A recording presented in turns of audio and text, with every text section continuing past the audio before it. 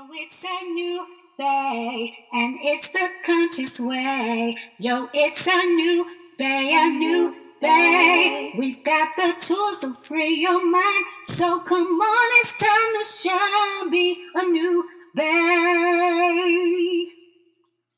We've got the healing that you want. So come on, create your life with a new day.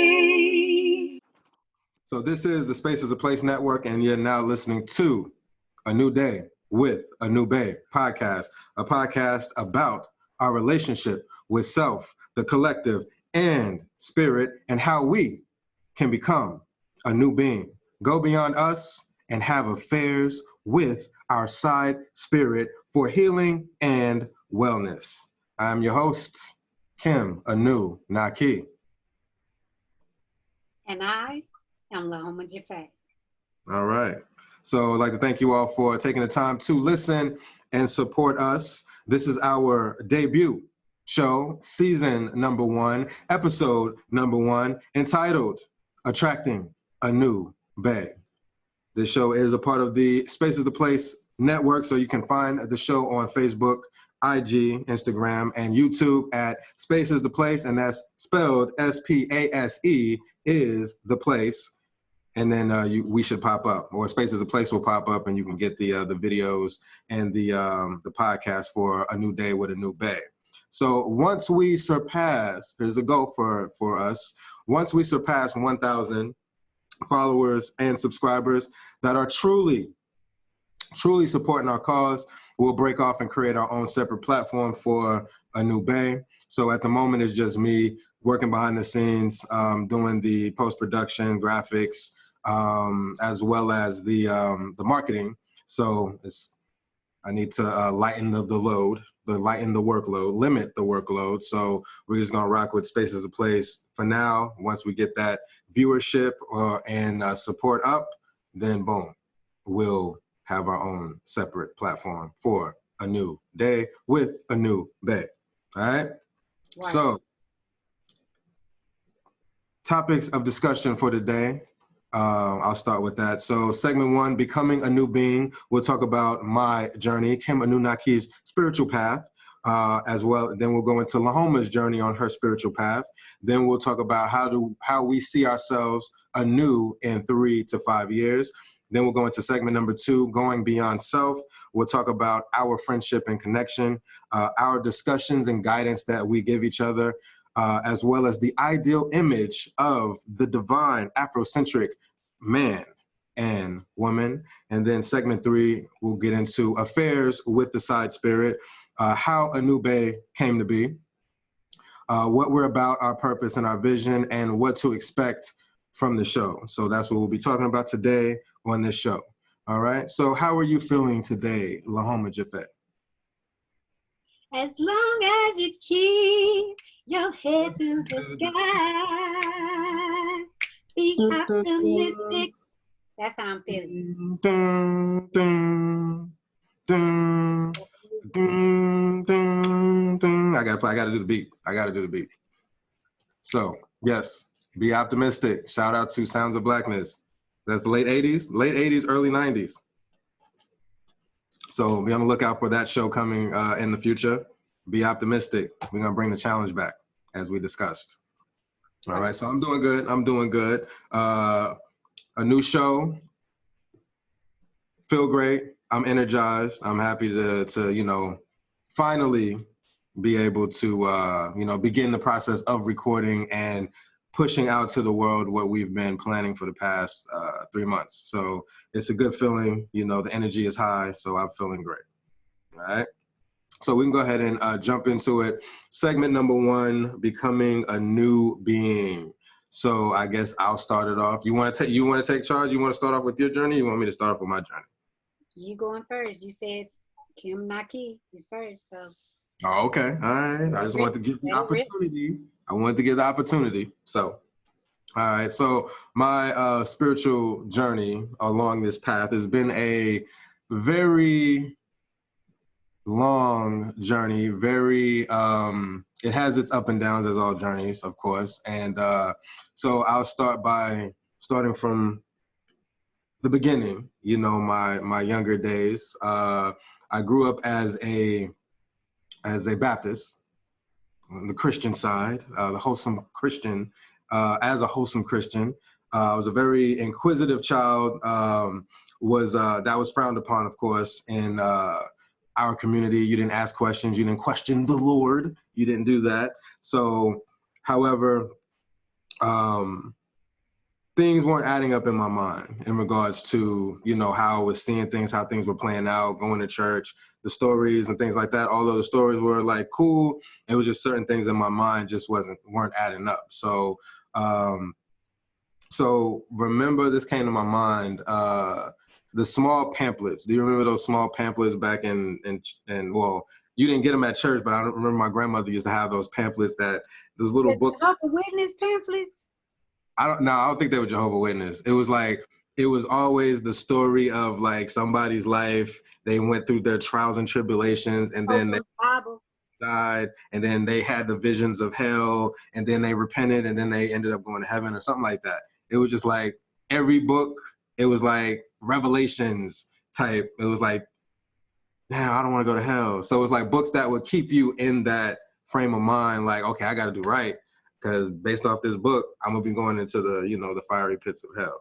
I forgot what those books are called. But like I said, they're like little square books, and it was probably about 10 pages. And it was like real quick reads with lessons and things like that. So I remember reading those, and that used to scare me into submission. So when I was 19 is when I began to open up my mind and begin to explore. And it started with the Nas, the rapper Nas. He had a forum board back in the day. Forum boards is pretty much his online website. And then on the back end, we would, log in and we would chat with each other, people around the world. So he had a forum board. So one of the posts that I remember that pretty much sparked this journey was someone had posted a topic of like, hey, what books are you reading? So somebody put in there, hey, I'm reading Blacked Out Through Whitewash by Suzar, Stolen Legacy by George G.M. James, The ISIS Papers by Dr. Francis Cress Welsing, and then Behold the Pale Horse by William Cooper. So I'm like, okay, I've never heard of these books before. They seem dope, the covers themselves. So I was like, okay, and like I said, this is 2001. This is like 2001. So this was back in the day to where it's like, oh, damn, let me get on to Amazon.com and get the book and have it delivered to me. Or let me go to BarnesandNobles.com and get the book. So I had to go to the Pan-African Connection was around back then. So I would go to Pan-African Connection. There was another store. It's no longer there at, I'm starting naming stuff and, folks that's listening. Winwood? The yeah, store that was in Winwood? Yeah, off of Illinois, yeah. That one too. I used to go there. Pan-African was off of Jefferson. And then there was a spot off of Pioneer over here in Arlington at the 303 Forum Mall. They had an African bookstore there. So I think I went to each one. I think I got the Blacked Out Through Whitewash. I got the Stolen Legacy. I got pretty much all those books, as well as the Behold the Pale Horse. So I pretty much got those books, started reading, and it began to answer a lot of the questions, as well as bring up new perspectives, for me in regards to like our history pre-slavery. I didn't know about Egypt, Kemet, Ethiopia, Kush, and the ancient dynasties and things like that. I didn't know about that. So that opened my mind up to that. It started speaking about, the suppression of our history and, how we, got to where we're at today with all these, conquering, and, keeping us in the position that we are. So everything started to make sense. And then I would say the book, Behold the Pale Horse by Will Cooper, that's what opened the door to the quote unquote, and I say quote unquote for a reason, conspiracies.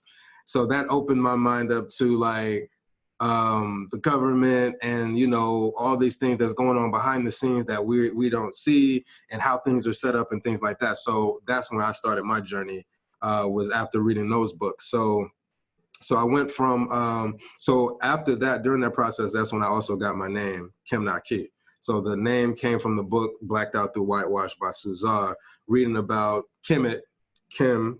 People of Khem were the Egyptians, or this is what Egypt was called in ancient times. So I took that name, the Khem, and then the Naki. Was later on in the book, they were talking about the warriors that were called Naki because they wore all black. Na means black, Ki means man. So I was like, okay, Khem Naki. So I took on the name in 2002, reading these books, getting knowledge on, you know, our history, what was going on behind the veil and things like that. So that's when I started to level up. So then that transitions over into getting into Islam.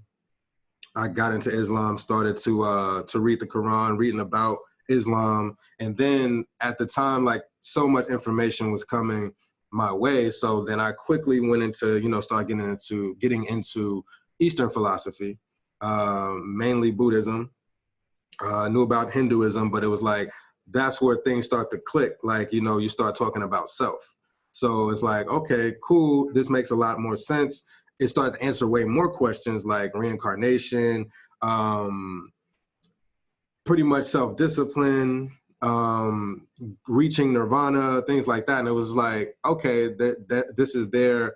Like the nirvana is like the heaven, you know, the state of bliss, heaven. So it's like, it's not the, oh, we die and go to heaven. It's like, you can create that now as a, you know, just being disciplined. So I started getting into that. So I'm like, okay, this makes sense. Then that shifted over into African spirituality, getting into, well, I think, no, take that back. So this is 2003, we're going to 2004, I moved to Atlanta. So I have a book as I'm, you know, journeying over to Atlanta to go live. There's a book that I have by, called The Secret Science by John Baines. Now, this is an introduction into, you know, the Hermetic sciences, dealing with occult teachings, you know, really getting into the inner self, really getting into the science of the mind and things like that. So that was my introduction. So I go to Atlanta, and then Atlanta opens me up to a lot more in regards to the African spirituality. So that's where African spirituality comes in with the Asar Set Society. I'm meeting brothers and sisters who are, and that was through Muwatta Ashby, the Asar Set Society, and his book, Egyptian Yoga, The Path to Enlightenment. I had that book. I got that book. Then I got the book, what other books did I get? The Ancient Teachings of the Flower of Life. Let me get the correct name. The Ancient Secret of the Flower of Life by Drunvalo Melchizedek. That opened up to sacred geometry. And then I went to go see the movie, What the Bleep Do We Know? That's when it first came out. It was playing at an indie theater in Atlanta. I went to go see that when it first came out. Quantum physics, that took me on that path in regards to quantum physics and metaphysics and all of that. So in Atlanta, I'm meeting people that were down with like the Nuwapians or the Asar Set Society, you know, having the Egyptian yoga book, the Asar Set Society. I actually met Muwatta Ashby. I was meeting brothers and sisters who were down with the Nuwapians, which, you know, deals with the teaching of Dr. Malachi Z. York, and then the other spiritual groups dealing with like breathing, meditation, yoga, and things like that. So that's pretty much what really opened me up in regards to self, knowing self, and then also connecting with, you know, African spirituality. So fast forward, I come back, well, I would say 2007, this is when I first get introduced to the School of Metaphysics. So I stumbled upon the School of Metaphysics in 2007, and then I became a student, but I was only a student for like a month or two. So I wasn't there very long. And then that's when I had moved to New York. So I moved to New York. New York opened me up to, I started getting into like integral philosophy with dealing with Ken Wilber's teachings. Wait, I got a question. Mm-hmm. The School of Metaphysics, that was here in Texas, or you in Atlanta? Oh, Dallas, Texas. Thank you. Okay, so you did, okay. I was trying to, you went to Atlanta, then you came back to Dallas, and then you went to New York. Right. Got it, okay. So yeah, so School of Metaphysics was in Dallas, moved to New York. Then I started, reading about integral philosophy, Ken Wilber, spiral dynamics with Don Beck, and getting into Science of Mind. That's when I first stumbled upon Science of Mind, by Ernest Holmes. So that's the vibe that I was on when I was in New York, right? So I moved back to Atlanta from New York. And, I'm still, reading and opening myself up. And then another key moment in my life was reading, or had the audio book. What was the name of that book? It was because I used to listen to that book over and over and over and over and over. I probably listened to that like about 10 times. Charles Haanel, let me look it up real quick because I didn't write it down.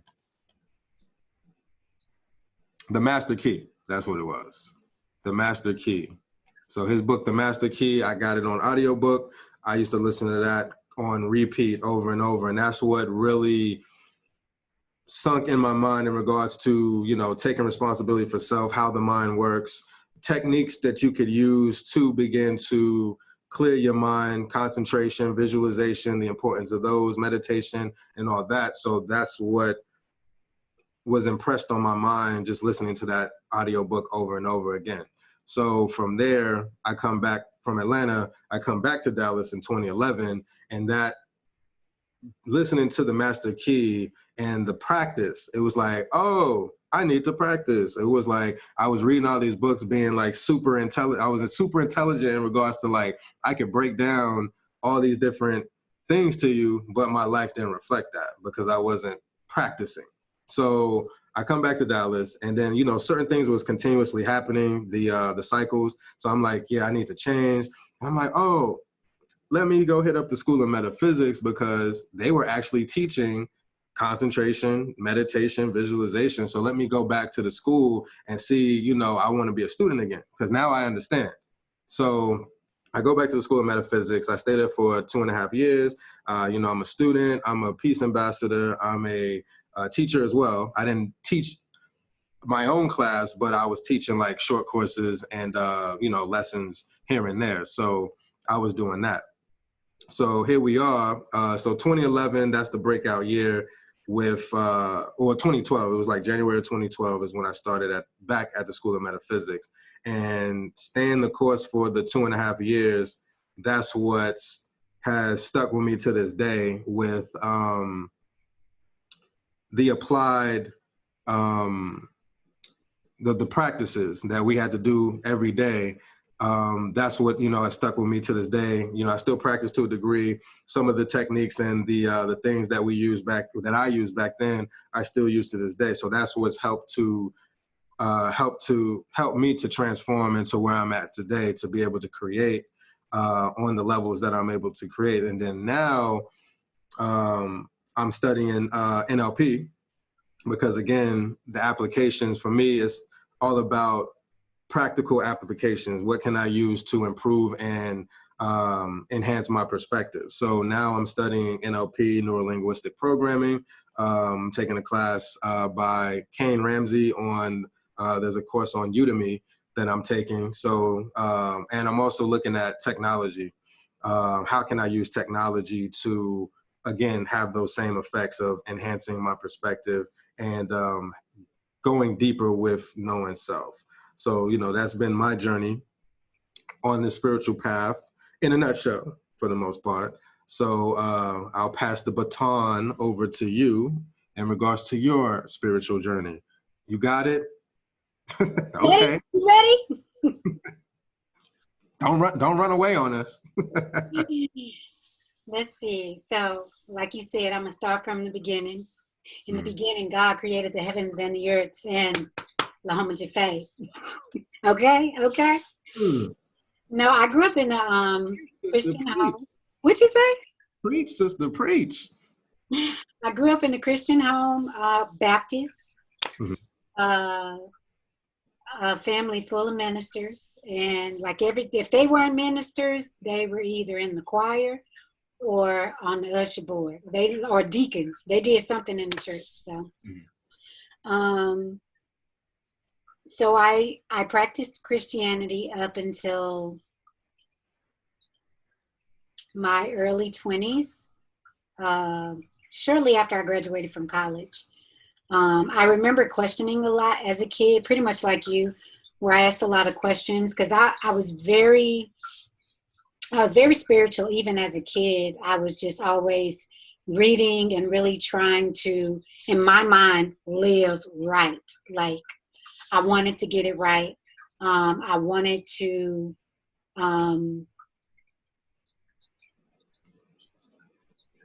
well, because I was told like this whole afterlife, I wanted to make sure I was going to heaven at the end of the day. So, but I got to a point like right after college where I felt stagnant, and I was feeling like I had grown as much as I could grow in Christianity.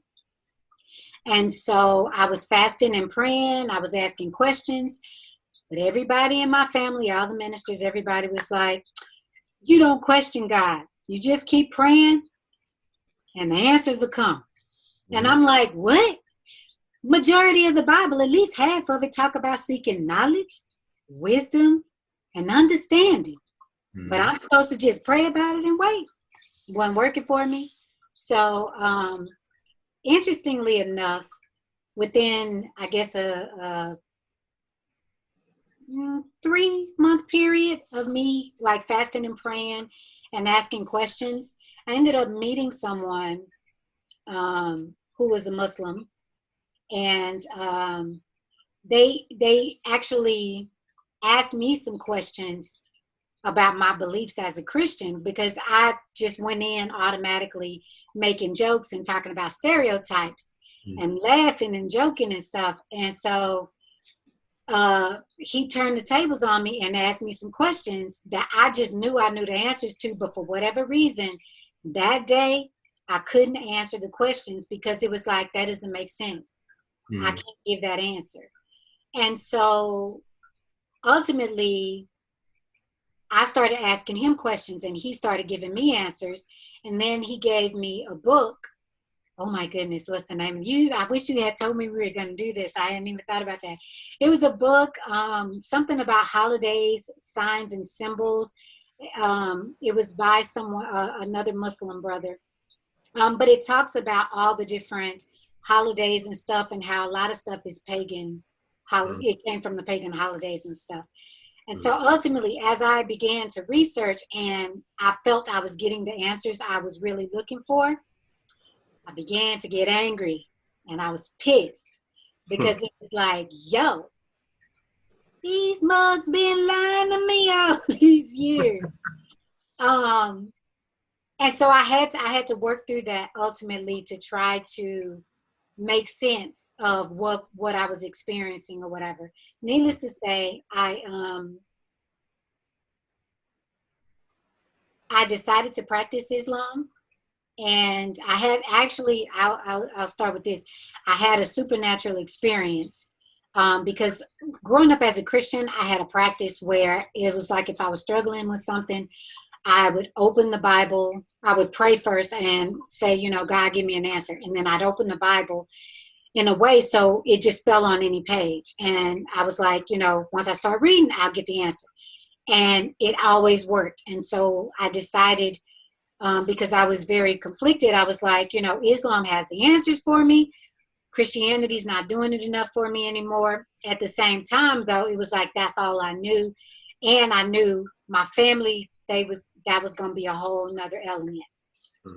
But needless to say, I decided to use that practice. And so I took the Quran and I took the Bible and I put them together and I prayed over both of them. And I was like, God, if it's meant for me to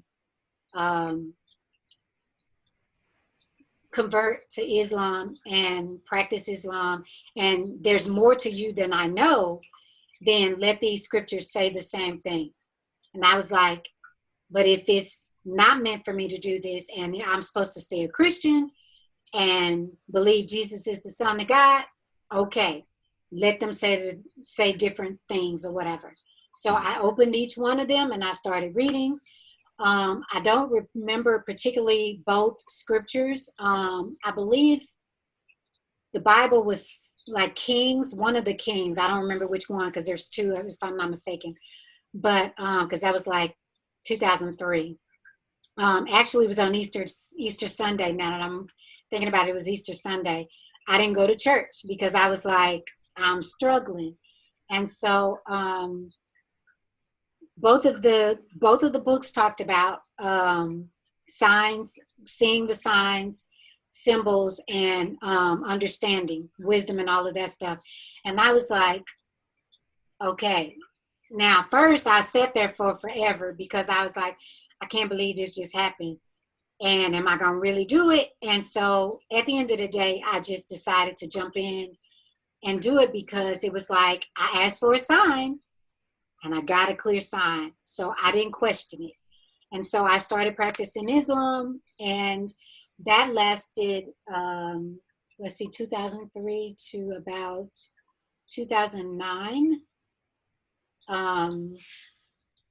And it was interesting because as I went through Islam, like as I studied more and more and learned Islam, I started to have even more like supernatural experiences as a Muslim as I did, when I was in Christianity. Like I would still have, different experiences where it was like, oh my God, I know God is present right here, right now.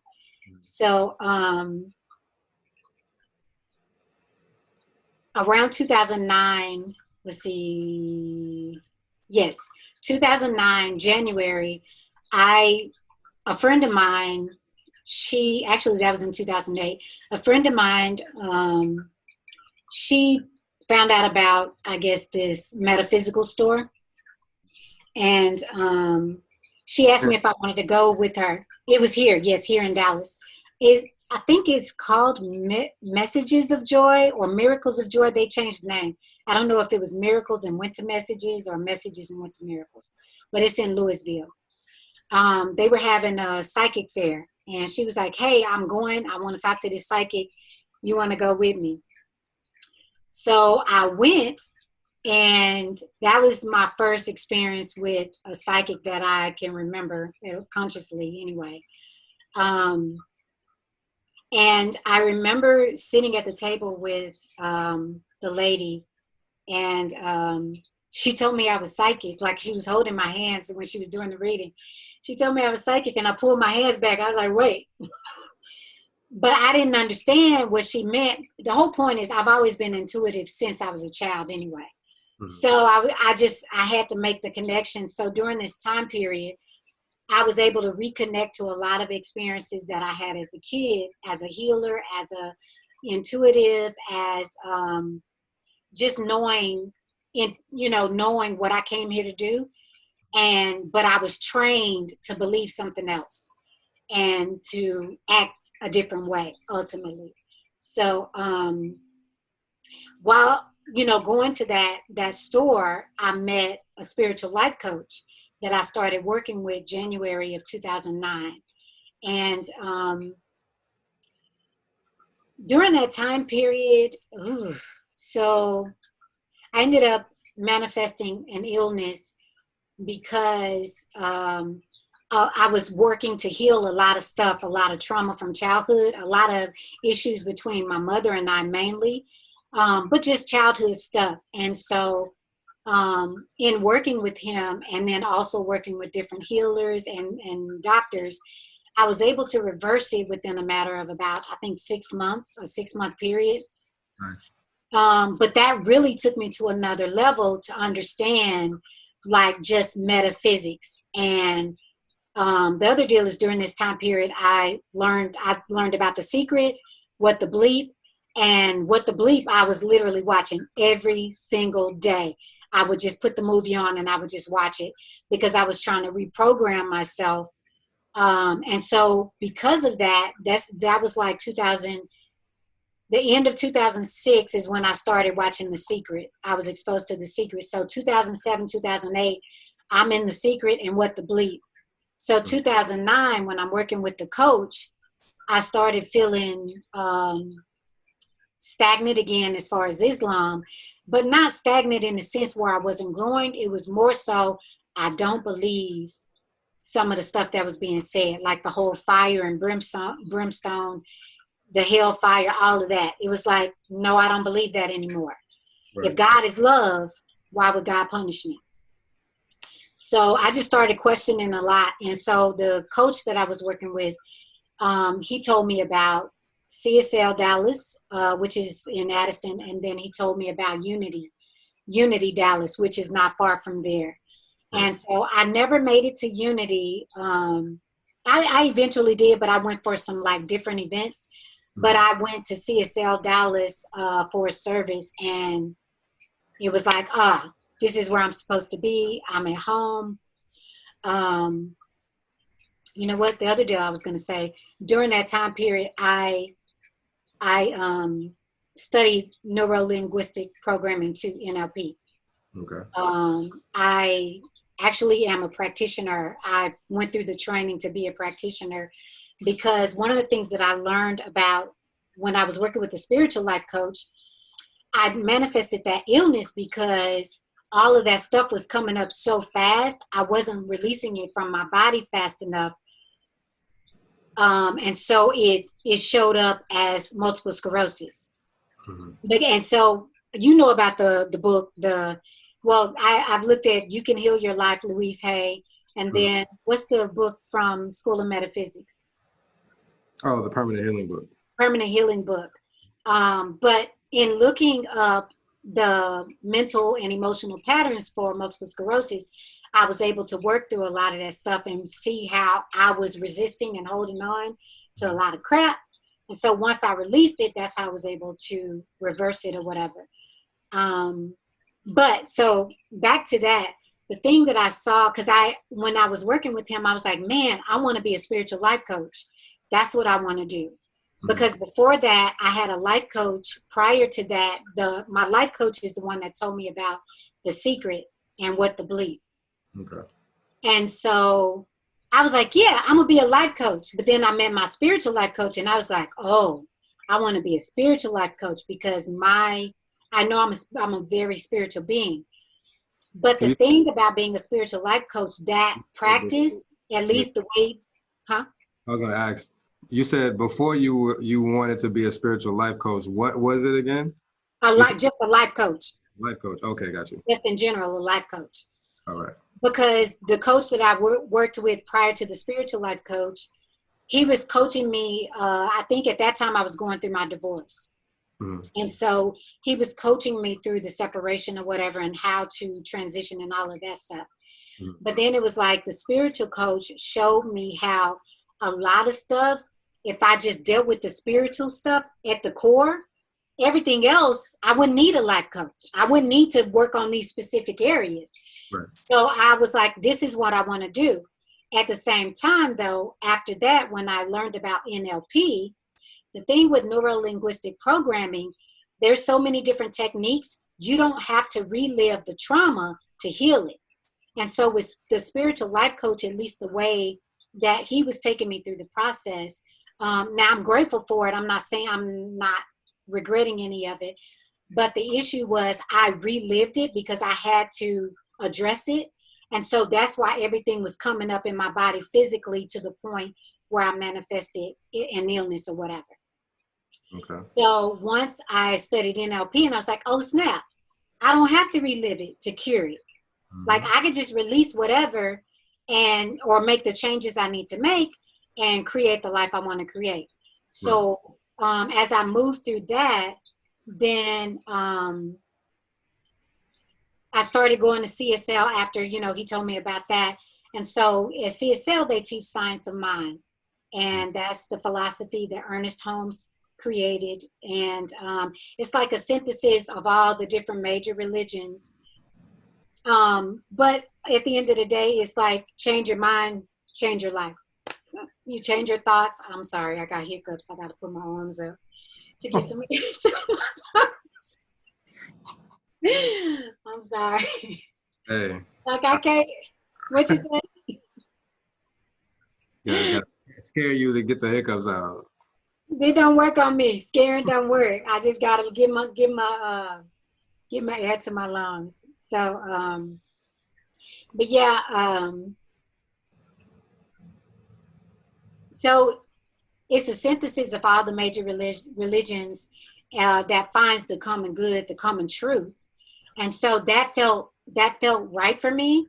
And so as I continued to study, then I ended up a friend of mine at CSL Dallas told me about the School of Metaphysics, which is where I met you. And so I took some classes. I think I lasted maybe 4 months, maybe. I don't know. What lesson you get to? Like 8 or 9? Remember. Huh? Did you get to like lesson 8 or 9 dealing with like, did you get to like meditation? I got past 9. I got past 9 because I got the past life reading. Okay, got you. So you pretty much some time, so that counts.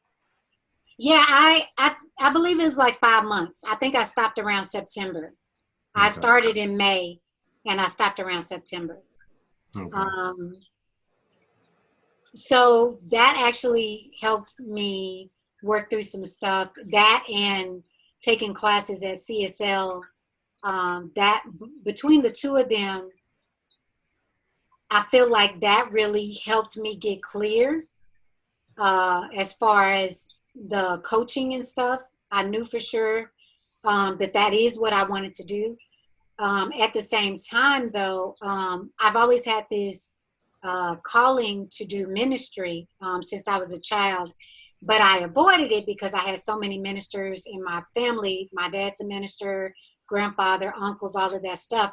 I saw a lot as a kid, and so I had a lot of judgments, and I was like, nope, not me, not happening. Right. And then that same year, after I stopped going to the School of Metaphysics, one of my cousins passed in December. And after I left his wake, I was driving home, and it was like I could hear him talking to me saying, how much longer are you going to wait? How much longer are you going to keep putting this out? And it was like, dang. All right. And so I was like, okay, I'll have the conversation. And so I went back to CSL Dallas and I talked with the head ministers and just asked them some questions, because I was like, I know I felt this since I was a kid, but that doesn't mean that it's supposed to look like, me standing in the pulpit talking. Right. Because, they have evangelists and all of that stuff or whatever. Mm-hmm. So I was like, I could just be a speaker, like a public speaker. Like, I don't have to be a minister or reverend, mm-hmm. Reverend Lahoma. That sounds too serious. It sounds too serious. So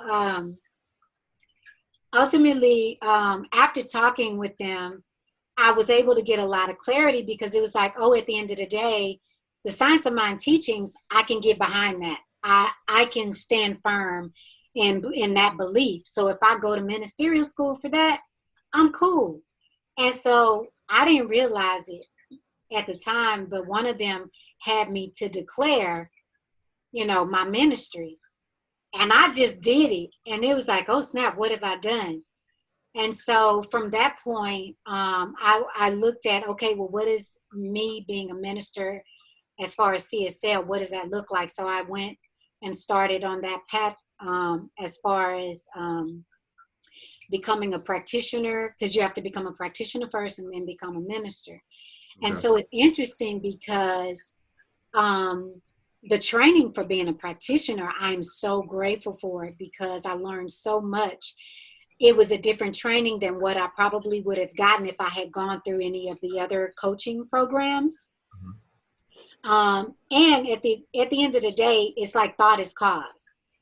So like I stand firm in that now. Like I got very clear on what I believe as a spiritual being, as a spiritual coach, as a healer. I got very clear on all of that. And so, yeah. I'm here now. I'm ready to do my thing. Actually, ain't no ready. I'm doing my thing. Yeah, but you're doing it. Word. What you say? I said, yeah, well, you're doing it. So yeah. So yeah. That was a lot. Yeah, I mean, like that's that pretty much gives an example of, you know, this path is not a it's not a quick fix. It's like, you know, I go back to 2001, 2002, you know, so I've been on this path for almost 20 years. And then, you know, you saying, you know, that it takes time to pretty much break a lot of habits, break a lot of, shatter a lot of the beliefs. And then when you shatter a belief, it takes time to gravitate to another belief. Because, you know, as you mentioned with your, You got to replace that sucker immediately. well, I'm saying like, Immediately. well, I'm saying in the sense of, because how you said like, oh, I've been lied to, like you have to go through that phase of like Oh, yeah. resentment, like, oh damn, I've been lied to. And I remember with me, it was like it clicked in regards to like all the answers, questions were being answered in regards to like reincarnation, you know, finding heaven on earth and hell on earth and creating that for yourself. But it was like when someone asks like, hey, do you believe in Jesus? And I'll be like, I don't want to say no because I'll go to hell. But even though I know that hell is not is not real in that sense, I was still attached to that belief. So even though it had been shattered, it was still in the deep recesses of my Yeah. subconscious mind. So that's when I say like it takes time to move into a whole different direction. You need to take that time. This is not like, oh, I read this book, boom, I'm on it. Like, nah, it don't work that way. So But you said something that's key mhm. when you were talking about your path, because one of the things I realized too, as I was going, I was taking all this information in. I was a sponge. I was soaking it up, but I wasn't changing. I wasn't taking any action to change my behavior, to change how I responded to life.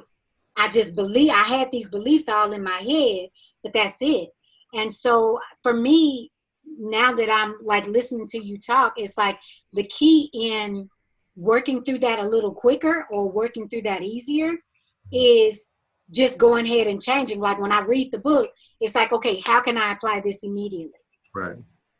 Versus I'm just soaking up all the information. I got all these notes.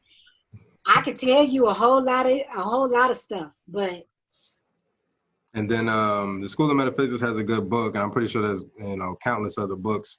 And it could be the 4 stages of growth or the 4 cycles of growth, going from infancy stage to adolescent stage to adulthood to wisdom. So it's like those are the cycles or the stages that you go through. Like you said, the infancy stage is when you're soaking up all the information. You stumble upon a new idea or a new philosophy or what have you, and then you're soaking in all that information just like a baby does in infancy stages. It's a sponge. Then it's the adolescent stage. You say what? I didn't get that far in the cycle. I didn't get that far. But yeah, it's then you go into the adolescent stage where it's like, okay, you've you've been conditioned a certain way and you're pretty much just playing it out for the most part. And then that's where you get a lot of the rebellion because you want to be your own self, but you've been conditioned a certain way. So it's like a trial and error. Like you're moving this way because this is how you've been trained, you know, by your parents, by society. And then boom, you're stumbling upon new things. And then there's that rebellion. Adulthood is like, okay, I see what works and what don't work. So it's like I'm gonna focus on what does work, and I'm gonna produce based off of that. So it's not a back and forth and a resistance and things like that. It's more so, okay, I've assessed. Okay, I'm just gonna focus on this. Wisdom is like, okay, I see what works. I've been focusing on what works. Now there is a little bit of trial and error, but you pretty much focus on what works for you. Now you're teaching or giving back that what you are producing that you've learned through adulthood. And then those are the 4 main cycles in regards to the 4 stages of growth. So you can hit those stages at any point of in your life. It doesn't just coincide with age, because of course you have some 50-year-olds that ain't got it, and you got some 10-year-olds that's geniuses. So it's like, You see my face? you the genius. You saying you the genius? No, I'm saying it's, you said 50-year-olds. I'm like, okay. Ain't gonna be me. I'm going through my processes and transformations now. So when I get to 50, it's like, okay, boom, this is where I'm at. This is what is working for me, and I'm continuing to focus on that. And I'm grooming, those who are receptive and ready to, take that next step in life. So speaking of transformation, this is a good segue. Again, with my words, this is a good segue or segue for those who don't understand what I'm saying. A good segue into, when you look at the English language, like the way the words look is like, it's segue. It's segue. We're just gonna rock with segue. But transformation, being that we're talking about transformation. So to close out this first segment is like, how do you see yourself anew in 3 to 5 years? We've been through many transformations. We understand certain aspects of evolution, evolving and growing. One of the things that is not spoken on, whether it just be in our community or just in general, is like having the foresight to see yourself in the future. Like, where do you see yourself? Because I know at the School of Metaphysics, that was like, Dr. Damien, I'll give him his introduction in a minute, but Dr. Damien's like, hey, how you doing? Oh, I'm doing great. Okay, what's your ideal and purpose? Oh, it's this, boom, boom. Okay, what does that look like? Give me a vision as to what that looks like. So it's like being around those type of individuals who are pretty much keep you on point. It pretty much puts you in that space to always look at the future and always see yourself in the future, and then have it mapped out in detail to where this helps to shape the reality that you're looking, that you're wanting, right? So this goes into the next question of, where do you see yourself, or how do you see yourself anew in 3 to 5 years? So I guess I'll start. Since you just finished, I'll go ahead and start. I'll go ahead and lead the way. All right. Say what? Leader. Right. So yes. So seeing myself having complete freedom.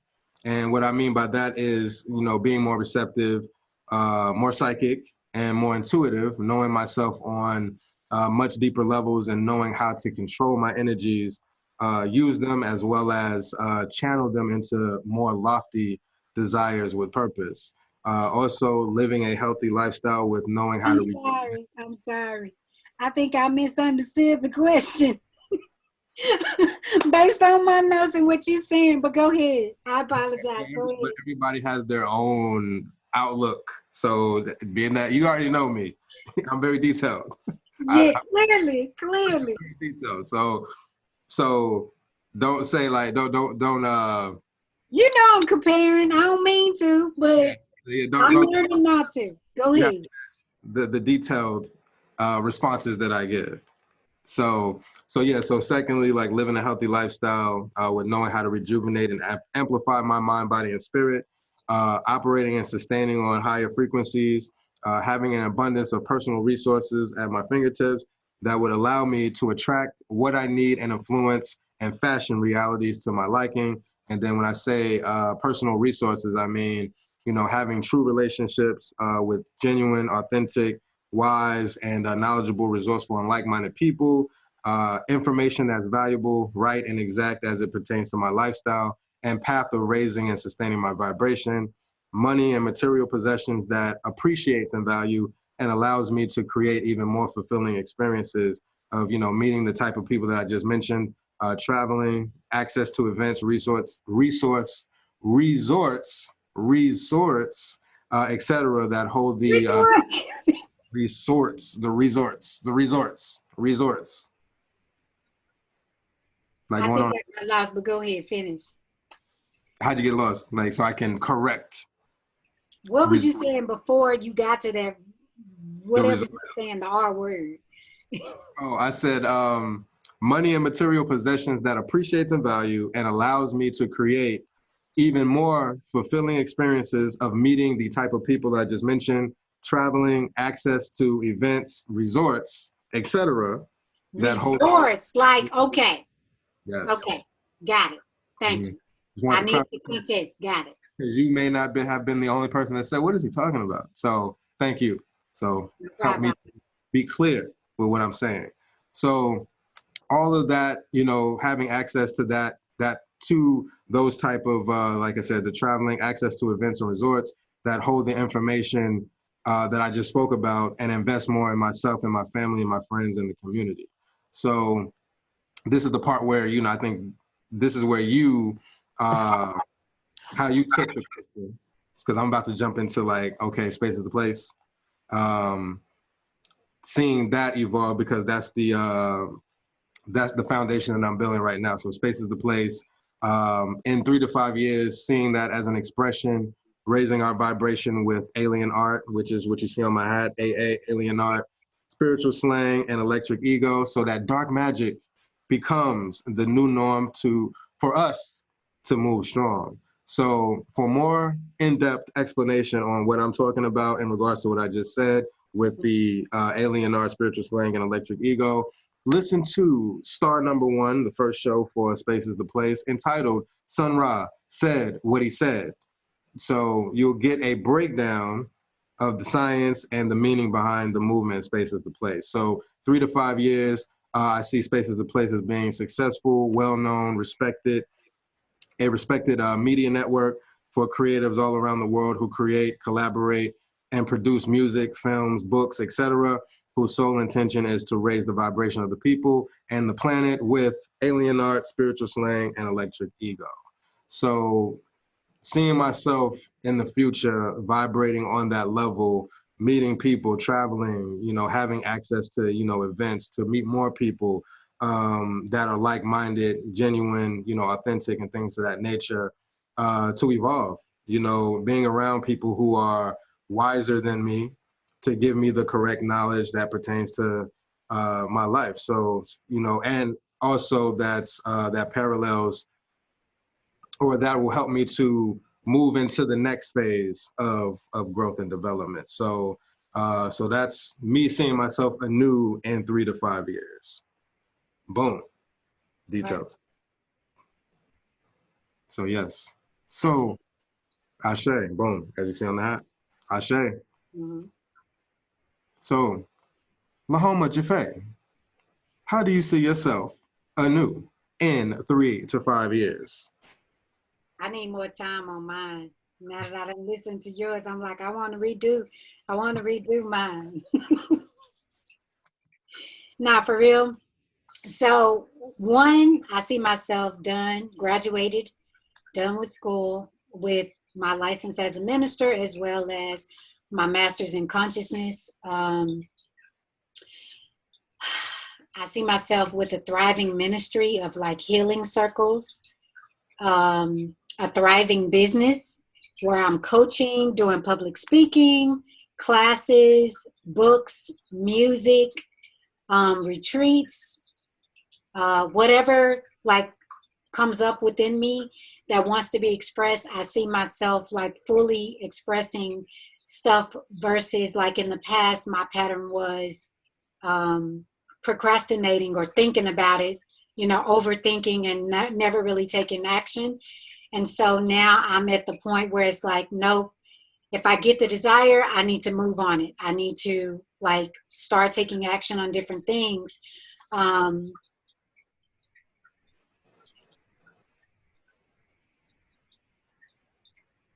at the end of the day, I want to transform my body and my life like at a level that I have not experienced before, like a whole new level of health, a whole new level of wealth, a whole new level of like healthy relationships, whether platonic, familial, romantic, like just everything being aligned and like completely supportive in every aspect of my life, from having resources, people, manpower, whatever. So, yeah, that's mine. I Okay. wasn't as detailed. It's all good. Just to throw out there in regards to the detail, and like I said, this is what works for me. And I think we spoke about this on Well, I think I brought it up on the panel discussion we had like 3 weeks ago with Dr. Damien, and I'll give him his introduction in a minute because again, I'm like like, saying in a minute, in a minute, in a minute. it's like, who is that? So, but I'll give him his just due in a minute. But when I see myself in the future, or if I'm just writing down goals, the fact of like, okay, I can say, because when I started to write for this question, or to answer this question in the 3 to 5 years, being how do I see myself anew in 3 to 5 years, it's like I can say like, okay, yeah, complete freedom. But then it's like, okay, what is complete freedom? Like, break that down. So me being detailed is like me really getting down to the root of like, what does this mean? Then what does this mean? What does this mean, to where it's not really a vague statement? Because like I said, yeah, because I spoke on that on the panel. I said, in regards to the protest with the murder of George Floyd, and the protest that ensued, it was like, it's like, oh yeah, we want justice, we want peace, and we want freedom. And it's like, okay, that's cool, I get it. But it's like, when you start asking the question, like, okay, going back to Dr. Damien at the School of Metaphysics, okay, what is that? What does that look like? What does that mean? And then that takes you on a whole different level of actually processing it and seeing it on a whole different level. And then even when you get to that next level, it's like, okay, well, what does that mean? What does that mean? So that don't make sense to me. I've done that. I just didn't know I was supposed to like spill it here, because I'm like, that ain't necessarily everybody business on here. I'm just saying. That's cool. That's cool. Me personally, I'm very protective of my dreams, my goals. And so me personally, I'm very strategic and selective about who I share, certain dreams and goals with. So that's all. I didn't realize that you were wanting that level of details in. Oh no, that's just me. Like I said, me. That's just me. So it's like, don't take it as this is what I want. It's just like, I just throw the question out there so you can be aware. Thank you. Because I'm not gonna not the kid. But you bring up a good point. Also, it's like, I have to catch myself now that you said that. I'm like, damn, I'm over here giving out. I'm giving out all my secrets for the most part. Well, what secrets? I'm just saying, like, me going into detail, like, yeah, this is my vision, where I do understand, like, you're not supposed to, well, I'm gonna say you're not supposed to. Yeah, but you heard, one mind. Yeah. It's like, yeah, not what you're not supposed to, but it's like taking precaution in regards to what you reveal, and your plans and your dreams and your goals and things like that. So thank you for bringing up that point, because again, sometimes I may need to check myself as to what I reveal, because I'm just like, I'm a very open person. It's like, hey, I'm gonna give you like the details as to where I'm at, what I'm doing, and yada yada yada. So yeah, so thank you for that. I'm like, Nope. It ain't your business. Mind your business. Mind your business. That's all. So then we can get into segue over into segment 2, Beyond Us, going beyond us, or going beyond self. Let's talk about, because you just mentioned it, that we first connected at the School of Metaphysics. And what year was that? Was that 2014? The end of 2013. Okay. Was it like the end of year, New Year? Was it like one of those? It was, yeah, because it was that piece or the meditation. It was, y'all were doing it like all night. Okay. So the what was that called? The I know it was the vision. I was the peace ambassador, so I'm supposed to know this.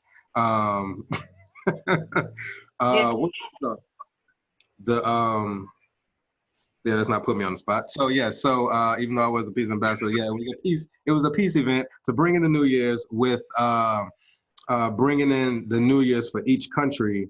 And we do our affirmations, we do a meditation for New Year's for each country. So that's why it was like a 24-hour event. So that's where me and Lahoma first met. Let's say 2013, 2014. I was still in the first cycle. I was still in the first cycle of the teachings. And what do you remember about when we first connected? Because I think it was through Rashard, right? Because you had already knew Rashard, right? I already knew Rashard. Right. When I met you, I don't remember Rashard being there though. Okay. I don't remember him being there at that event. If he was, we passed each other. Okay. Gotcha. Rashard is the one that told me about the classes. And so I started taking the classes.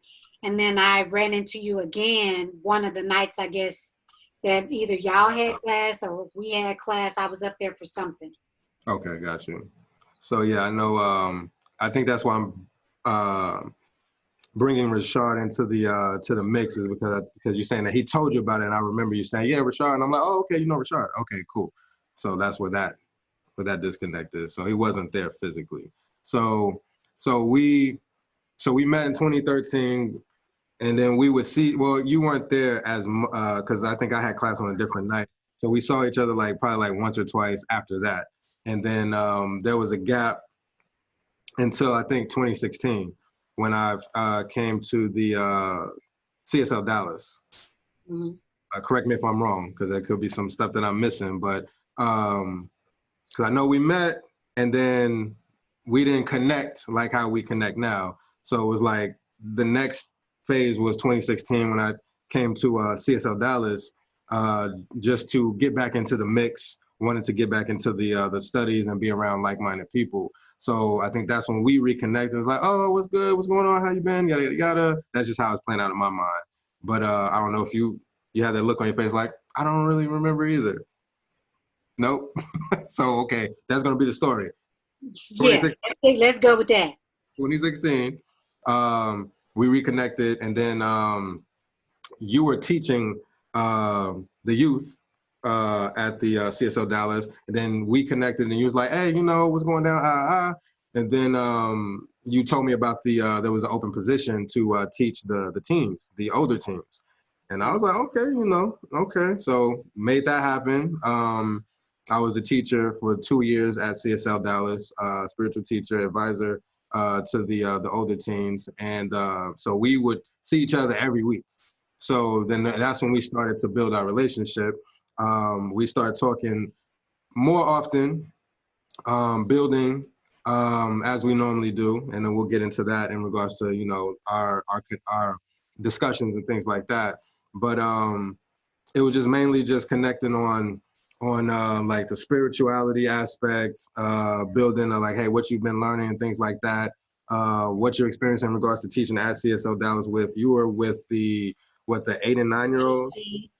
Junior teens. Junior teens, oh, the 14. 11, 12 and 13s.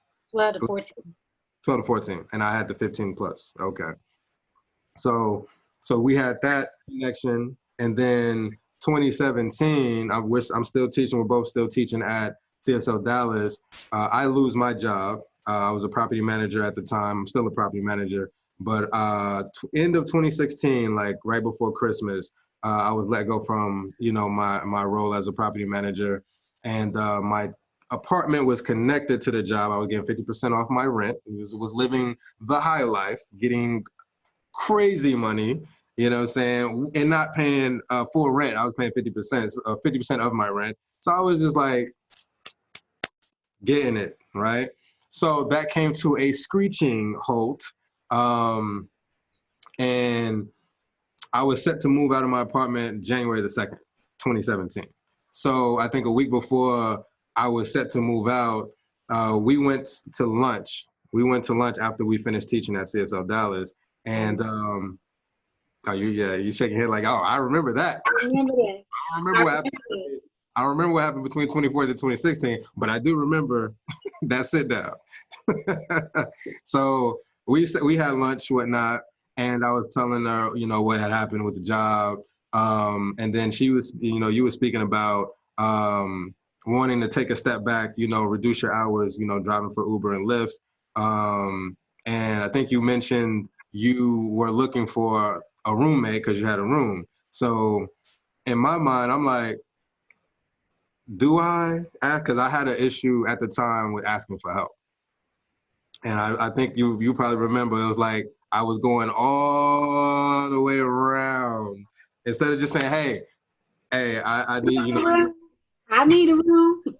boom, let's make this happen. I could definitely pay because I'm getting unemployment because they fired me without giving me like an evaluation. All that was just like, you're gonna have to go. So I was able to get unemployment. So I'm like, hey, so I'm like, my mom and dad got divorced back in the 90s, and it was traumatizing experience, and how things played out at my job. It was just, it brought back old memories, old emotions, and I didn't know how to do it. So it was just like one of them type things. That wasn't exactly what I said, but that's just to give you a preview as to like, I didn't just be like, hey, I need a place to stay. You looking for somebody? Hey, let's make it happen. So finally, I don't know if you called me out or I caught myself. I'm like, I have a hard time asking for help. So what I'm really trying to say is boom, boom, boom, boom, boom.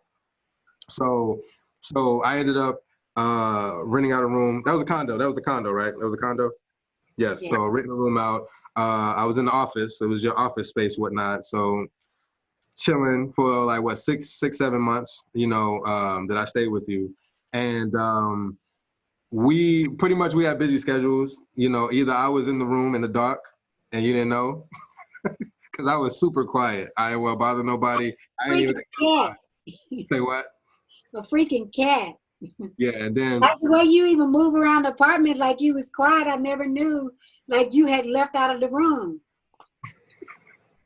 So yeah, so that's just how I move. Like now I'm in somebody else's house, so it's like, hey, I ain't trying to, overstep boundaries. I ain't trying to cause no commotion. I'm just, I'm gonna play my part and be quiet. So the times that we did connect, again, we having, deep discussions, for hours, having deep discussions about, life, goals, the spiritual path, and just money tour. And the Get Money tour, because we both are into music. Throw that out there. We're both into music. So funny enough, like in those 6 months, we could have had like a timeless classic debut album, but it wasn't the time at the time. But we didn't work on no music, even though I had the microphone, I had all the equipment, but we never was like, hey, let's go ahead and knock out a couple of these songs. But I guess our schedules. You was out for the most part. And then when I left, you was there, I left. So it was just like, schedules and all that. But we were able to connect on a deeper level during that time because, we were there in person opposed to just a week to week. And then again, we were also still teaching at CSL Dallas. So now with, and I guess we covered the, what we've talked about, the Get Money tour, very, a staple in our relationship that we will manifest here in soon. So I also want to touch. Hey. Hey, wait till we do that. Wait till we do that video for the intro. What? Wait till we do that. Where the intro? Oh no, I put that in on the back end. Oh, okay. Yeah, so I got it. Don't worry. I forgot. So yeah, wait till that video drop for the intro. I gotta write my verse, but it's gonna come around. So our connection, I think this came to my mind. I think it was last night, and I was because in regards to like marketing and things like that. You always want to be distinct with your brand and what you're doing. So I was sitting back thinking, we were on the phone talking, prepping for the show. And it hit me. I was like, one of the things that we will talk about is the, of course, the divine masculine, divine feminine, and then as well as the dynamic or the dynamic that's going on right now with the division between the Black man and the Black woman.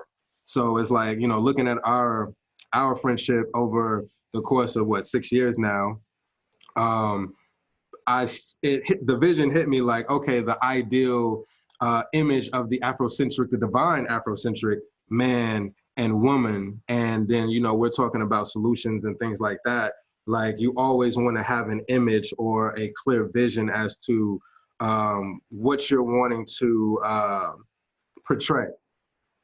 Now, being at this in these times, especially now, of course, you have. I haven't listened to, but I've seen podcasts of like married couples, like a brother and a sister married, so they have their podcast in regards to like, hey, how to make a marriage work.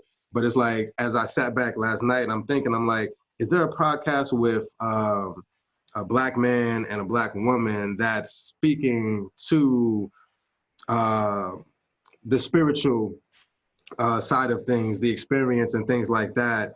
And, it's like you see a positive image between a strong Black man and a strong Black woman that's conveying that type of message. So I started playing with that idea, and I was like, oh, I want to speak on the ideal image of a divine Afrocentric man and woman. So I think that that's very key, especially in this segment when we're talking about going beyond us, or going beyond self and going beyond us. It's like, and then being that we just gave a glimpse into our 3 to 5 year vision for ourselves, it's like, okay, with this show, having that image and being able to portray that and being able to give that image to the listeners that listen to the show. Anything you want to speak on that? I have a little piece that I wrote about that, but what you have anything that you want to say in regards to that? About the divine feminine and masculine, or right. The Afrocentric man and woman? As it relates to us, yes. Rephrase your question. Boom. So, and this is the type of conversations we have, is like, hey, helping each other to get clear. Do you have anything that you would like to speak on in regards to our show as it relates to portraying that image of the divine Afrocentric man and woman? That make sense? Does that make sense? Yes. Okay, boom. I guess for me, it's like, from what perspective? It's a blank question. Like it's a loaded question. I could go so many different directions with it. Mm-hmm. What do you like? Can we narrow it down, or just how I feel about the idea of Afrocentric male and female? I guess you can start with that. Just how you feel about that, just to get your take on it. Processing.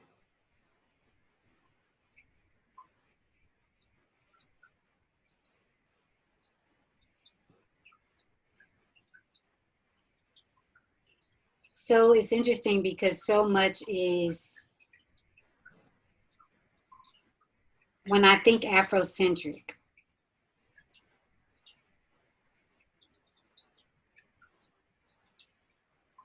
because there's one thing that I've been contemplating over the last, I'd say, 48 hours, I guess 2 or 3 days. Like, how am I going to identify myself going forward? Because with everything that's going on in society right now, like when I think about the definition of white and the definition of Black, I don't identify with the definition of Black as far as what's in the dictionary. And so it's like, well, I don't want to identify myself as Black anymore because I don't want to take on, those terms. Right. So then it was like, okay, well, I'm American. And then at the same time, it's like, well, my skin is still brown. And so my ancestors, where were they from? I have no idea. I don't know. Mm-hmm. So I'm not really sure, honestly, what to say when I think about the Afrocentric part as far as where I am today, based upon what I've experienced in the last 2 to 3 days. Prior to today, or prior to 3 days ago, mm-hmm.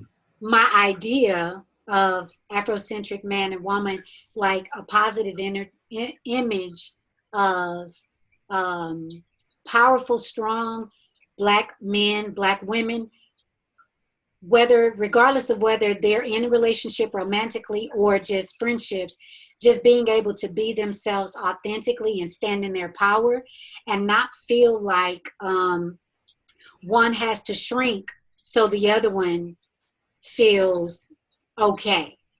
Like, for example, Beyonce and Jay-Z. They're both very powerful people. Neither one of them is gonna shrink. They're gonna she gonna do her thing. She gonna do her thing. Jay-Z, he doing his thing. So and him, I don't recall him ever making me feel like he was needing her to shrink so that he looked a certain way. Does that make sense? Yeah, I get what you're saying. So that was my idea 3 days ago or before, having two strong energies coming together and being in their power and understanding who they are individually makes them who they are collectively. And they feed off each other because they both understand each other. They both understand, their strengths and weaknesses, and they understand how to dance and not step on the other one's toe. And I still believe that. I still believe that as far as just man and woman in general. I'm contemplating the whole Afrocentric aspect just because I'm really trying to find what does that mean for me, where I am living in this country with everything that's going on. Because at the end of the day, if I believe that there's systemic racism for people of color or of African descent, and at the same time, I'm acknowledging that part of me, like for me, it's a conflict. And so it's like, how can I transcend all of that so that I can create the life that I really choose to live and desire with all that muck? Conflicting energies, yes. Right. Because at the end of the day, there's resistance around it because I feel some kind of way. It's not that I don't want to identify as African. That it's not that. I just really don't know where, because there were Africans or, people of color. I keep wanting to say black, and it's like, I don't want to say black. Right. But they were already here. Because think about it, if you think about the world, like all the countries were together like one piece, and they broke apart. When you think about tectonic plates, earthquakes, volcanoes, all that stuff, they moved apart for whatever reason. So there were people already here. So I don't know if those was my people or my people came over from somewhere else. Like, I don't know. Right. And at the end of the day, it don't matter. It really don't matter. It don't. I'm a beautiful light being in brown skin that I enjoy my melanin complexion. And I was going to curse. I don't want no trouble at the end of the day. Yeah. I don't want no trouble. No smoke. You don't want no smoke. Thank you. I don't want no smoke. Don't bring that over here. Don't bring it over here. Okay, NDRE. Brown skin. I am light. So I was doing the brown skin. Brown skin. You know I love your brown skin. I saw what you did there. Album coming soon. Working on that perfect pitch. I hear you. It ain't gonna be no Janelle Monáe and Big Sean. It's gonna be a Luther and Patti LaBelle type of album. Okay. Yeah, so be on the lookout for that on the Get Money tour. But yes, thank you for that. Very powerful. And we'll table that discussion for another show in regards to, because I pretty much, it resonated with me with what you were saying in regards to like identity. And of course, we're going to talk about the term black on a future show, whatnot. But what do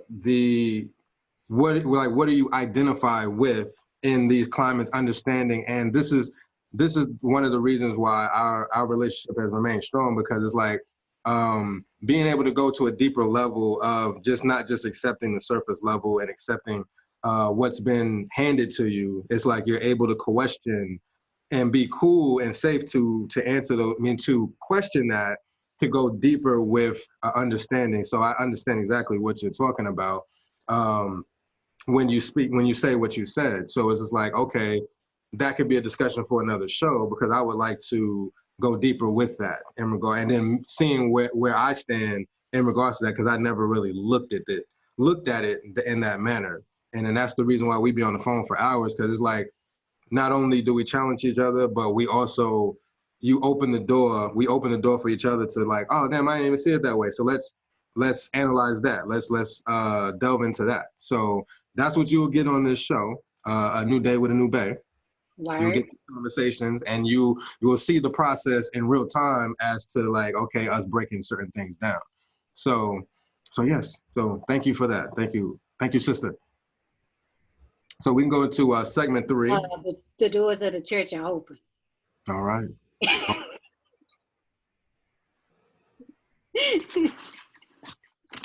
Segment 3, affairs with your spirit. Wait. Did you tell your idea of Afrocentric? Well, you pretty much was very strong, so I was like, we can segue over, but I want to hear yours. It don't matter. It don't matter whether mine was strong. Yeah, because I did give light to, before you spoke, I gave light to, like, hey, seeing the division between the black man and the black woman through social media, music, movies, TV, and in real life, with just knowing people around the way. And just our connection, what that represents, and then also, again, as I said earlier, projecting that strong image, of love, friendship, excellence, as it pertains to the Afrocentric experience. So that's pretty much just reiterating what I said before. So that's just my take in regards to that divine Afrocentric male, female, divine, masculine, feminine, that type of thing. So, boom.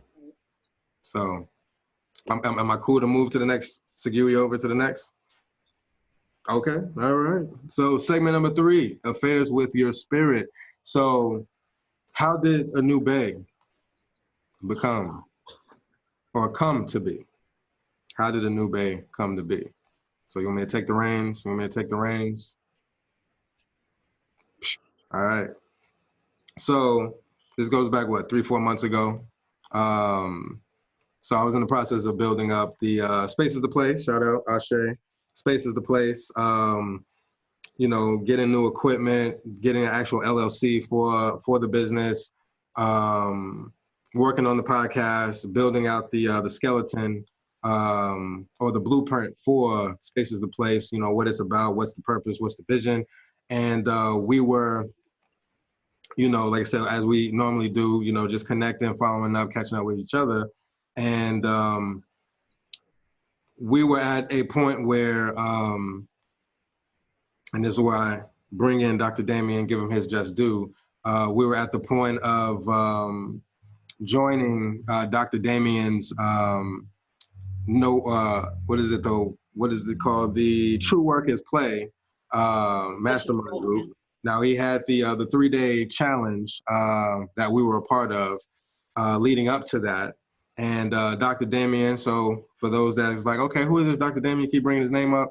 So Dr. Damien Nordman, so former president of the School of Metaphysics, author of the book, The Inner Secrets of Astrology, host of the podcast, The Inner Secrets of Success, and the spiritual life and business coach of the True Work is Play Mastermind Group. So you can check him out at www.damiennordman.com. That's DAMIANNORDMANN.com. Reach out to him, tell him that, hey, Khem Naki and Lahoma Bey sent us. I mean, Lahoma JeFaye. We're going to get into the Bay part. I was going to say, you got to tell the story behind that. Yeah, that's coming up. So, on the 3-day challenge that he was doing with, pretty much getting a feel of his mastermind group, Lahoma was talking about, with her spirit, wanting to start her spiritual life coaching business. And Start, grow. oh, okay, I've grow. been coaching since like 2018. Okay, thank you. Thank Correct you. me, dear sister. So she wanted to grow her spiritual life coaching business. Boom, got it. So, so we were having conversations about like, okay, just the norm, like, hey, what's the next steps, yada yada yada.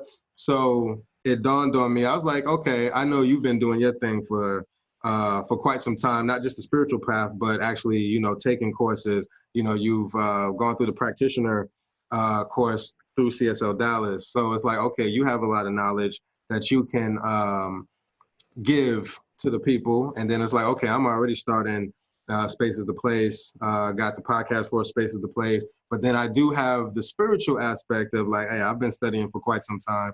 Been a teacher, I've been a mentor, things like that. So it's like, okay,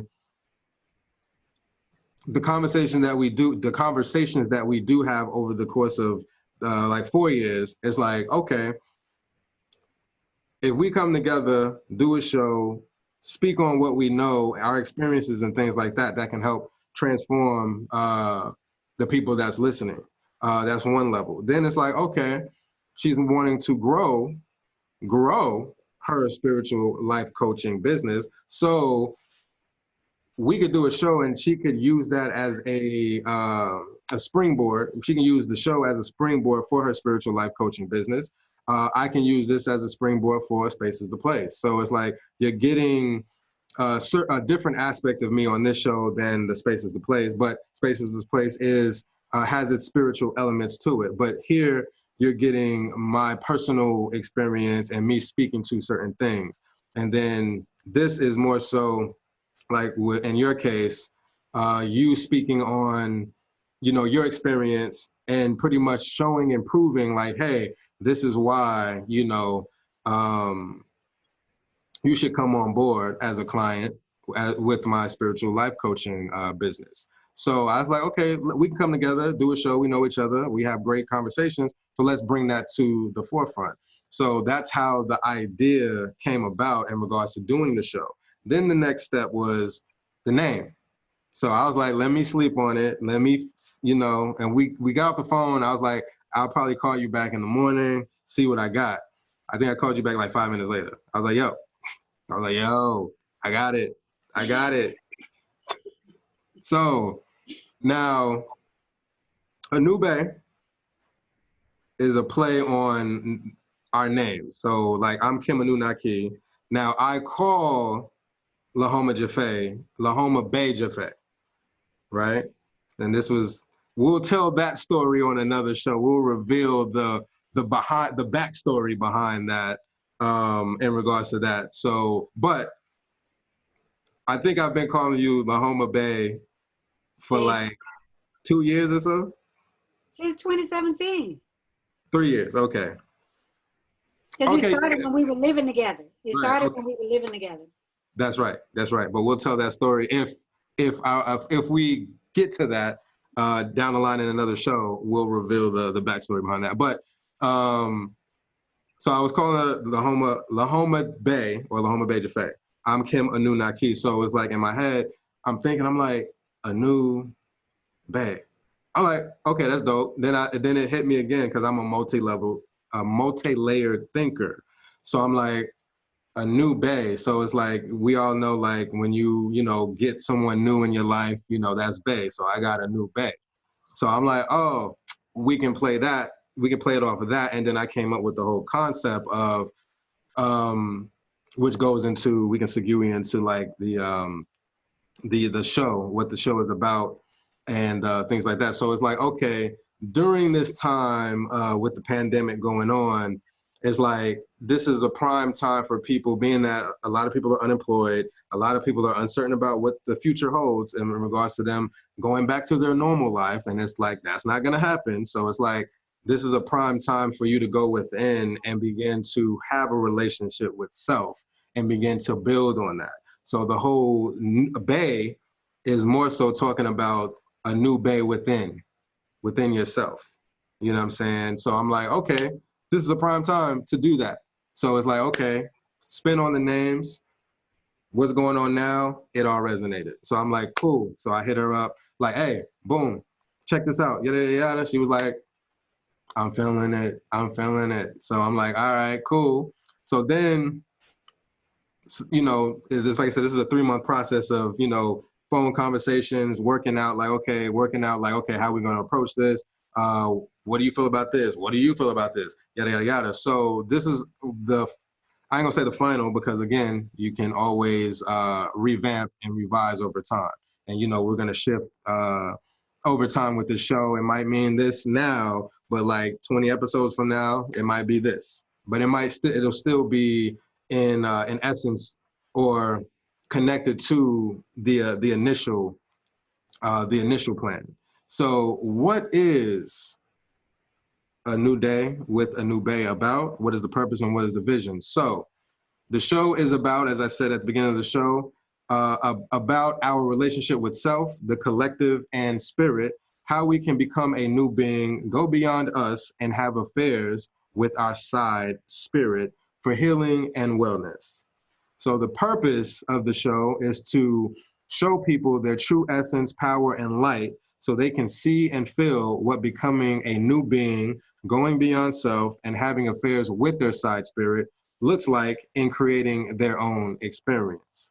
And the vision, what we see for A New Day with A New Bey, is strengthening and sustaining love of self, love of and for our people, while becoming one with spirit. So boom, there you have it. The story, what we're about, purpose, and the vision. All right, so we could segue over into anything you would like to add? Anything before I move on? Okay, so we can get into the what to expect from the show. So I'll run this down real quick. So it'll be a weekly 1-hour show.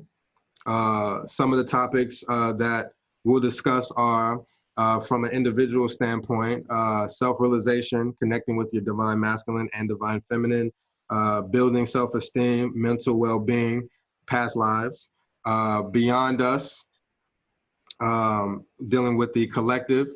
We'll talk about Black wealth, Black spirituality. Now that you brought up the whole Black, it's like, look, not sorry, not really. So social justice, and then as we just discussed a minute ago, the division between the divine masculine and divine Afrocentric masculine and divine Afrocentric feminine qualities. Feminine. So you got me all scared to say Black. That was not the purpose. It just got me off guard because I was prepared to talk about it, and it was like, oh wait, I feel differently. And so it was like I had to be honest about how I'm feeling in this moment, because I was like, makes sense. It's not what I thought it was.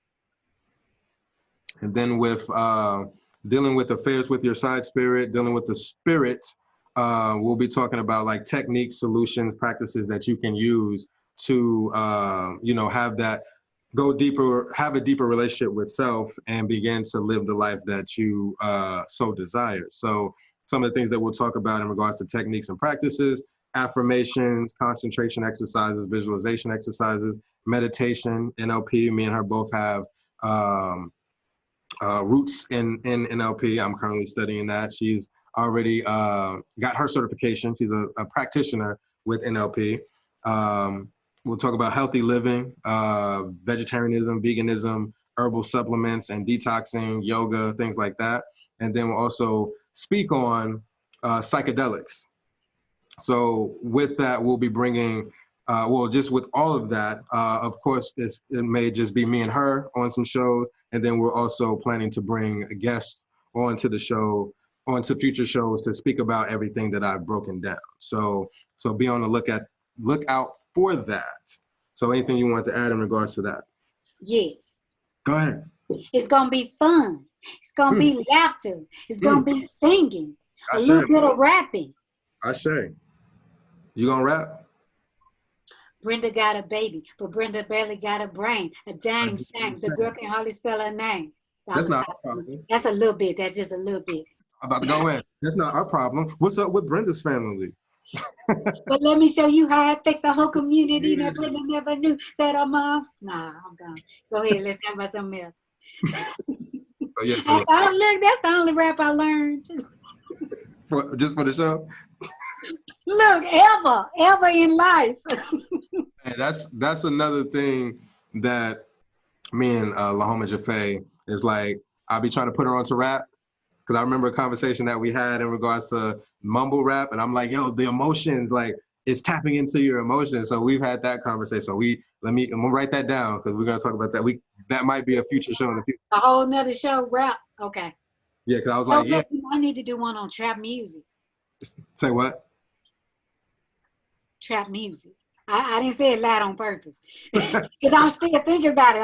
You saw my hand shaking. I don't think, but how it connects, because like I said, this is one of the conversations that we've had in the past in regards to like trap music connecting to the emotions, and it's like the mumbling could be like spells and things like that, like connecting back to our ancestry. So it's like we've had these type of conversations in our, like I said, our day to day. So be on the lookout. That could be a future show coming up this season. Maybe not.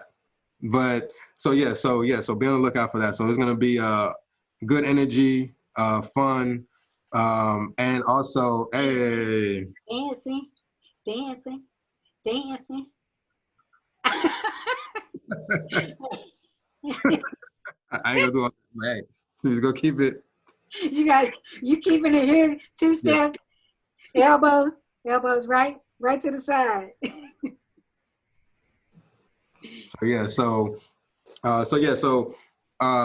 This is not a serious show where we're just gonna delve into the studies and we're gonna talk about the spiritual aspect, but it's like, as you can see with this show, we had fun. We've taken the time to package this, to give you our personalities as well as our thoughts and our perspectives on different things. So, you're going to get some serious topics as you saw today, like going deeper with conversation, and me and her are both, we have very fun-loving personalities, very humorous. So you'll get that on the show as well as our personal experience, but not too much. Yeah, I was gonna say definitely authenticity and a little bit of transparency, but a lot of honesty. Ashe. All right. So I guess we'll close it on that note. So I'll end the show. Say amen. Everybody say amen.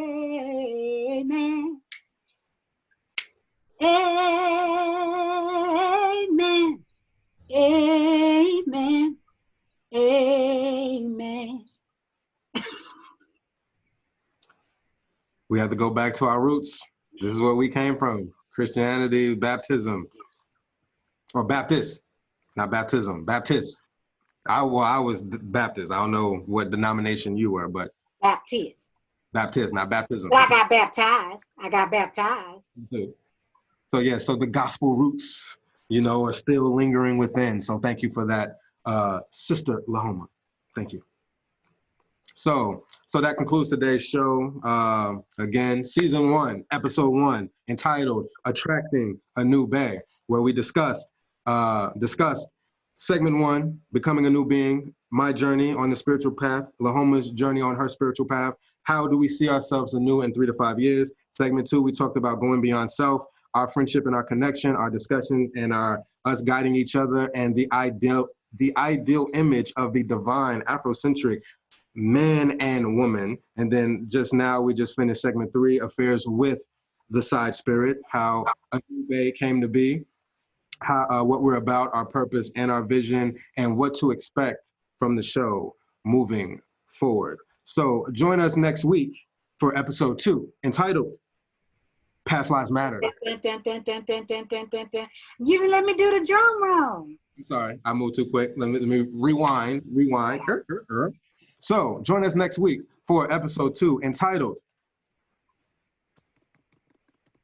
I can't even hear that. You can't hear it. All right. You're supposed to do. Entitled, Past Lives Matter in the Black Experience. So where we'll go deeper with our connection as it relates to a past life that she and I shared centuries ago. We'll break that down, give our perspectives and what we learned from that reading. We had a past life reading, and how the idea and understanding of past lives can help with elevating the Black experience. So also check out the Space is the Place podcast. Space is the Place podcast, Ashe, Alien Art, Spiritual Slang, Electric Ego. We're 2 shows in, and as I did an introduction show, getting everyone familiar with the concept and relating it to Sun Ra's Space is the Place movie. And then the second show that I just posted yesterday on Independence Day was about Kendrick Lamar's sophomore album, To Pimp a Butterfly, and how we can begin to pimp butterflies for the betterment of our lives. So go listen to that show to get understanding of what I mean by pimping butterflies. All right. So where you can find us. So again, this show is a part of the Space is the Place network. So you can find us on Facebook, Instagram, and YouTube at Space is the Place, and that's spelled SPASE is the place. Once we surpass 1,000 followers and subscribers that are truly supporting our cause, we'll break off and create our own separate platform for a new day with Anu Bey. So in closing, remember to always create a new day with a new Bey. touche, and never lose faith, because what you say matters. Right. Peace. Peace out. Yo, it's a new Bey, and it's the conscious way. Yo, it's a new Bey, a new Bey. We've got the tools to free your mind. So come on, it's time to shine. Be a new Bey.